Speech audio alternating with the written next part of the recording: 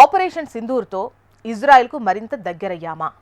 Operation Sindoor ద్వారా మన సాయుధ సంపత్తి, ఆయుధ సామర్థ్యం ప్రపంచానికి సరికొత్తగా పరిచయమైంది. పాక్ అయితే ఎన్నో విధాలుగా నష్టం జరిగింది. ఆపరేషన్ సింధూర్ మనకు అనేక ప్రయోజనాలు అందించింది. ఇందులో ఒకటి, శత్రు దేశంలో దాక్కుని ఉన్న ముష్కరులను సర్వనాశనం చేయగా, మరోవైపు మన ఆయుధాల పనితీరు ఎంత ఖచ్చితంగా ఉందో ప్రపంచానికి తెలిపాం. కేవలం ఫారిన్ కంట్రీస్ వెపన్స్ మీద ఆధారపడకుండా వాటికి ఇండియన్ టెక్నాలజీ జత చేయడం వల్ల ఊహించిన దానికన్నా ఎక్కువ ఫలితాలు వచ్చాయని డిఫెన్స్ నిపుణులు చెబుతున్నారు. ఇజ్రాయెల్ నుంచి ఇండియన్ డిఫెన్స్ సంస్థ అయినటువంటి నైబీ లిమిటెడ్కు భారీ ఆర్డర్ వచ్చింది. యూనివర్సల్ రాకెట్ లాంచర్స్ను సరఫరా చేయాలని కోరుతోంది. ఈ ఆర్డర్ విలువ 150 కోట్లుగా ఉంటుందని అంచనా వేస్తున్నారు. గడిచిన కొన్ని వారాలుగా నేషనల్ డిఫెన్స్ స్టాక్పై ఇన్వెస్టర్లు ఫోకస్ పెట్టారు.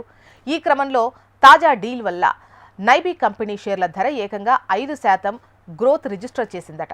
Small cap defence company stock ధర ప్రస్తుతం ఒక్కొక్కటి 1602 రూపాయల వద్ద ట్రేడింగ్ అవుతోంది. గడిచిన 52 వారాల గరిష్ట ధర 2045గా ఉన్న విషయం మనకు తెలిసిందే. ఇక నైబీ సంస్థ పూణే కేంద్రంగా కార్యకలాపాలు సాగిస్తోంది.